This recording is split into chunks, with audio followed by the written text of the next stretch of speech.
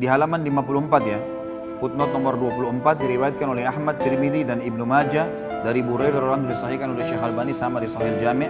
Kata Nabi sallallahu alaihi wasallam, ahlul jannati 20 wa 100 saf, 80 minha min hadhil ummati wa 40 min sairil umam. Penduduk surga itu sebanyak 120 saf nanti jumlahnya. Ya, 120 saf. 80 darinya itu adalah dari umat ini. 80 saf dari 120 yang masuk surga itu adalah dari umat ini. Sedangkan 40 yang lain adalah 40 yang sisa dari umat yang lainnya. Jadi cuman bayangkan ya, dari Nabi Adam alaihissalam sampai Nabi Isa alaihissalam, berapa miliar manusia, itu cuman 40 saf. Sementara kita ini 80 saf yang masuk ke dalam surga pada hari kiamat. Kata ulama hadits, ini menandakan fadilah yang sangat besar dan dijanjikan juga umat ini akan sangat banyak jumlahnya, akan sangat banyak pengikutnya. Baik, ini kurang lebih wacana, gambaran tentang pentingnya kita mengetahui kita adalah umat yang terbaik, ikhwah. Maka banggalah dengan agama Islam ini, jalani hidup ini, jadikan Islam sebagai tradisi dan jangan balik. Garis bawah kata-kata saya ini, jangan balik, jangan menjadikan tradisi sebagai Islam, nggak boleh. Tradisi, suku, adat, negara, habiskan semua, nggak ada. Bagi saya, karena saya Muslim, Islam yang menjadi tradisi hidup saya. Selesai.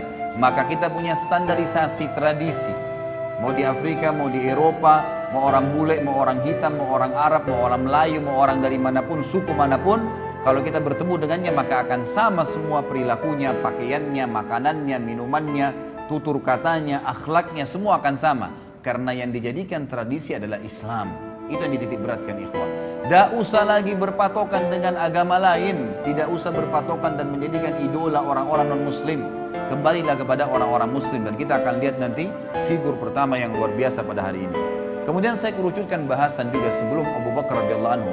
Saya akan sebutkan, ikhwah, di antara umat Islam ini ada lagi orang-orang yang terbaiknya.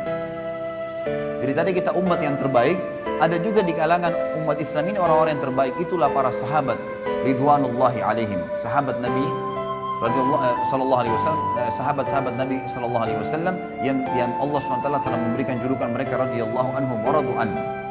Inilah imam-imam kita. Mereka lah ya, panutan-panutan kita, idola-idola kita.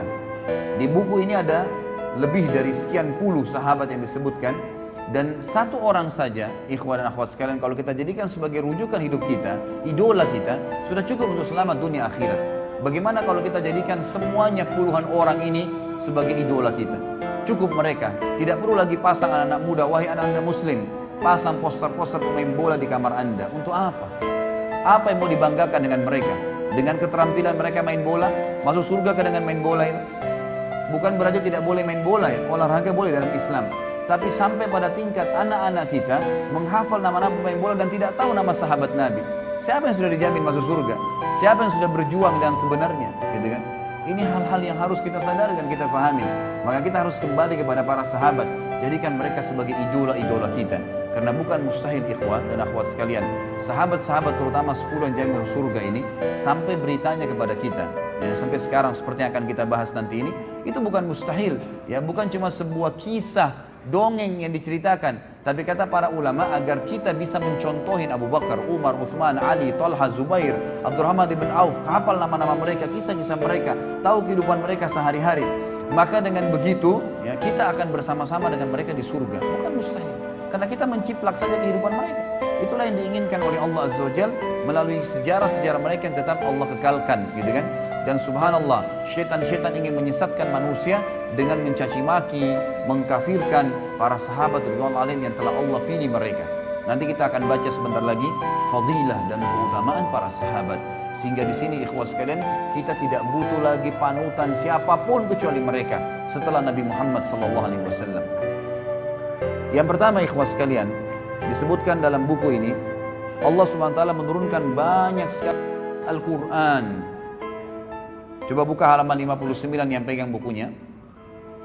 Sekali lagi ikhwah dan akhwat, kalau ingin memiliki bukunya ada di depan sama panitia, ya. Yang jelas kita membahas di sini jilid pertamanya. Surah Al-Ahzab, halaman 59 ayat 23. A'udzubillahi minasyaitonirrajim. Allah SWT mengekalkan dalam Al-Quran dibaca oleh setiap orang yang beriman tentang para sahabat. Ini ayat ini, satu ayat saja ini sudah cukup membantah orang-orang Syiah ini, yang betul-betul sampai berani mengkafirkan para sahabat. Apalagi figur yang kita bicara sebentar lagi tentang siapa dia. Kata Allah SWT, minal mu'minina rijalun sadaqu ma'ahadullah alaih, faminhum man qadha nahbahu wa minhum man yantadir wa ma baddalu tabdila. Di antara orang-orang mukmin, maksudnya para sahabat. Ayat ini turun kepada para sahabat. Ada orang-orang yang menepati apa yang telah mereka janjikan kepada Allah. Maksudnya di sini ulama tafsir bilang mereka mati syahid. Mereka berusaha masuk medan perang supaya mati syahid dan Allah berikan apa yang telah Allah janjikan. Dan ada di antara mereka yang gugur dan ada pula di antara mereka yang masih menunggu ikut perang, belum mati, ikut perang yang kedua, terus begitu. Ya, karena yakin dengan apa yang Allah janjikan dengan mati syahid itu.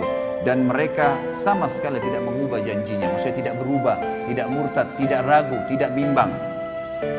Kemudian dalam surah Al-Bayyinah ayat 8 Allah Subhanahu wa taala mengatakan radhiyallahu anhum wa radu an. Allah Subhanahu wa taala ridha kepada mereka dan mereka pun ridha kepada Allah. Mereka pun ridha kepada Allah. Kemudian dalam surah Al-Fath ayat 18 Allah terus memuji para sahabat. Ikhwas sekalian, kalau Allah sudah ridha kepada seseorang, Rabbul Alamin, Tuhan alam semesta, siapa lagi yang kita mau jadikan panutan selain mereka? Yang diridhoi oleh atasannya, diridhoi oleh presiden dan rajahnya, diridhoi oleh keluarganya dan istrinya atau suaminya? Jauh sekali.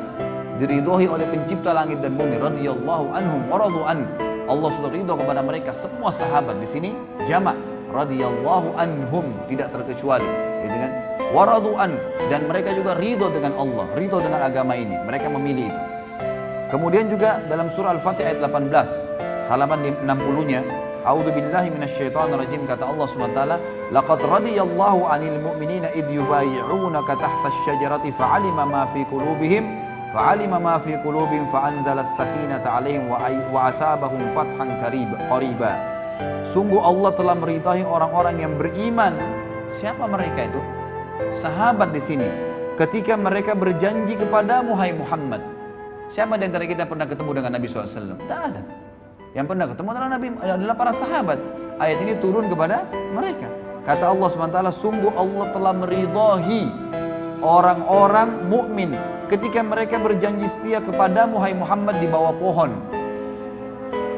Dia mengetahui apa yang ada dalam hati mereka. Maksudnya Allah tahu hati-hati para sahabat yang bersih dari kekufuran.